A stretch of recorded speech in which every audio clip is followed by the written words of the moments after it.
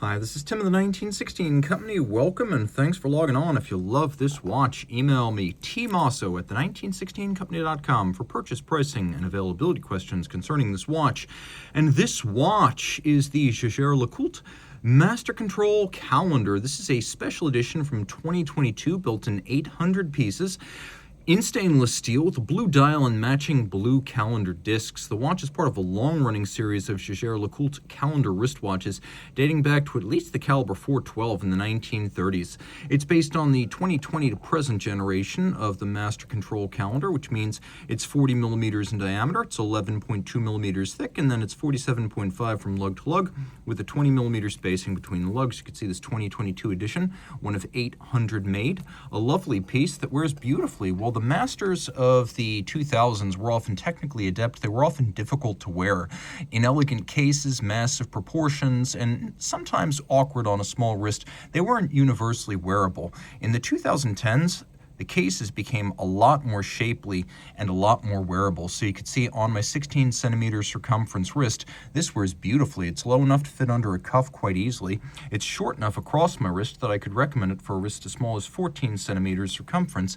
And even over the top, which exaggerates the width of the watch, you can see the lugs are not out beyond the edge of my wrist, and I am pulling the strap tightly here. The strap is a lovely piece. You can see it's got a little bit of a distressed grain. Gloss, medium blue. You can see a monotone stitch. It's been shear cut in profile and then lacquered for refinement. On the bottom, no crimping, no gouging. Jaeger-LeCoultre factory strap. You can see pull tab spring bars. So you pull the tabs, the strap pops off without tools. You can quickly swap to a different strap. We have a folding clasp, and it too has a quick release system. You push here and it pops off the strap. So you can swap the straps from the case, but you can also swap the buckle quite easily. It's a double fold, friction fit, so snap shut closure. JLC branded. The case is elegant and graceful. Those master cases of the 2000s had vertical lug profiles that were sheer and, again, inelegant. They seemed brutalist in profile, whereas these are graceful. The taper is handsome. You can see polish on the top, longitudinal satin in profile. We have a little trigger adjuster for all of these different functions.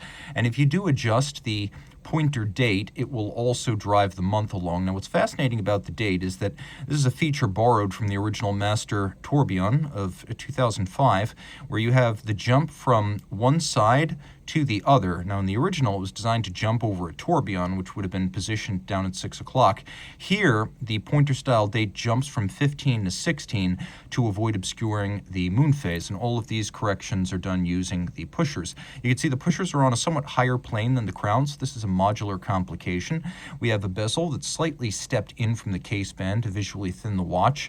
Then we've got a little vertical lip and then a conical profile with a very gently cambered crystal over a metallic blue sunburst dial.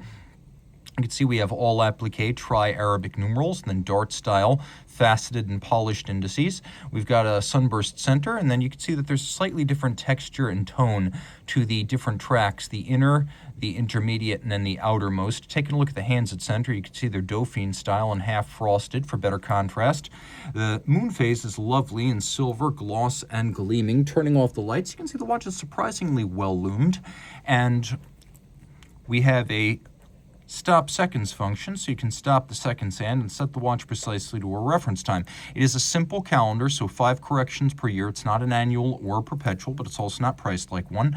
Out back, you can see that this watch features some outstanding credentials, the first of which is 50-meter water resistance. It's a push-down crown, so I still don't recommend you swim with it, but that's solidly more than the usual dress watch 30 meters. We also have this little badge right here. 1,000 hours control. Is a fully cased-up watch. It's been tested in 6 positions for durability, chronometry, water resistance, power reserve, and winding efficiency. All of that for 41.6 days as a fully assembled watch, not as a bare movement. Taking a quick look now at the movement, you can see that this is the caliber 866AA automatic winding with unidirectional action and hybrid ceramic bearings. It's got a 70-hour power reserve, a 4 hertz beat rate. It's got a free sprung balance for more precise setting and greater shock resistance. It is a 34 joule movement. Remember, it's a base with a module on top, and you can see that it uses KIF shock protection. We also have engine turning on the base plate, stripes across the rotor as well as the bridges. We have a gentle machine applied bevel that's handsome and blued screws that are blued the old-fashioned way with heat. It's a good looking movement, and it does include a little bit of hand assembly and hand finishing. There's always a little bit of that in JLC, even in the most mass-produced watches. And this is not one of the most mass-produced, to be sure. Taking a quick look at the watch, it offers everything you could ask for in a timepiece that gets you now into the realm of at least partially handmade horlogerie from a truly great brand, maybe the greatest brand in Swiss watchmaking, and an emblematic complication. The watch is simply packed with value.